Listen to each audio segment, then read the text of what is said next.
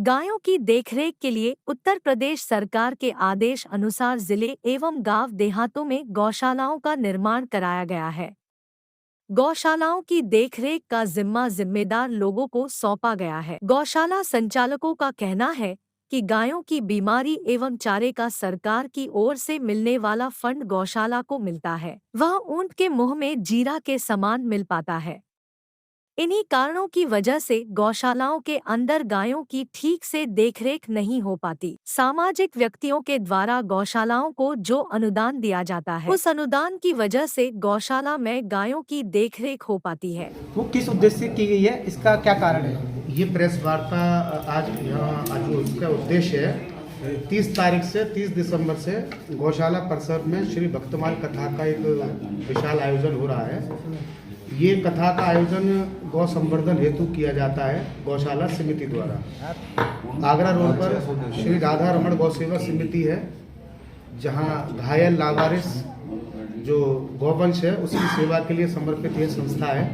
इसमें 30 दिसंबर 2022 दिन शुक्रवार को यह कार्यक्रम प्रारंभ होगा और यह कार्यक्रम कलश यात्रा के द्वारा एक शहर के प्रमुख समाज सेवी हैं, व्यापारी हैं सुभाष लिटिल जी, उनके निवास स्थान से ये कलश यात्रा प्रारंभ होगी। उसके बाद यह कलश यात्रा एडीए आवास विकास कॉलोनी में होती हुई आरकेपुरम होती हुई आगरा रोड पर, आगरा रोड से फिर वापस गौशाला परिसर में वापस आएगी।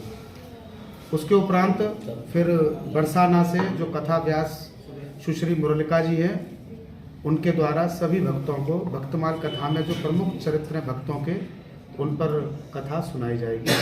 अच्छा, कथा जो होगी कितने बजे से कितने बजे तक? दोपहर 2 बजे से लेकर शाम को 6 बजे तक कथा चलेगी। ये 30 दिसंबर से प्रारंभ होकर 5 जनवरी 2023 तक कथा चलेगी। 6 तारीख को ब्रजेश शास्त्री जी द्वारा हवन आदि से पूर्ण आहुति दी जाएगी। उसके उपरांत फिर वहाँ भोज प्रसादी की व्यवस्था है गौशाला परिसर में सभी भक्तों। जैसे गौशाला आपकी गौशाला है, गौशाला के लिए आपने भी कहा था कि उसमें कुछ वंश ऐसे होते हैं जिनके लिए बाहर से आते हैं, उनके लिए मेडिकल वगैरह ही कराते हैं, तो आप कैसे कराते हैं उनका मेडिकल? ये सब जो भी जनता है उनके सहयोग से, सरकार से भी हमें गौशाला के लिए सहयोग प्राप्त होता है।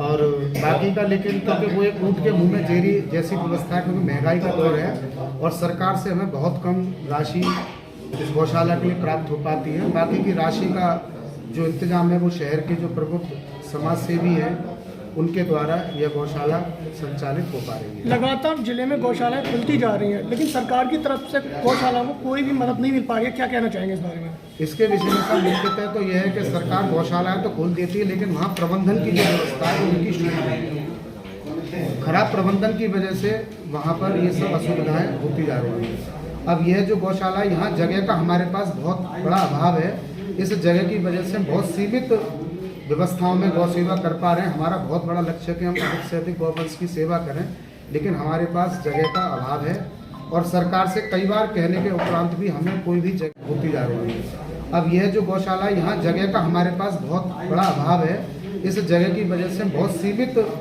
व्यवस्थाओं में गौ सेवा कर पा रहे हैं। हमारा बहुत बड़ा लक्ष्य है कि हम अधिक से अधिक गौवंश की सेवा करें, लेकिन हमारे पास जगह का अभाव है और सरकार से कई बार कहने के उपरांत भी हमें कोई भी जगह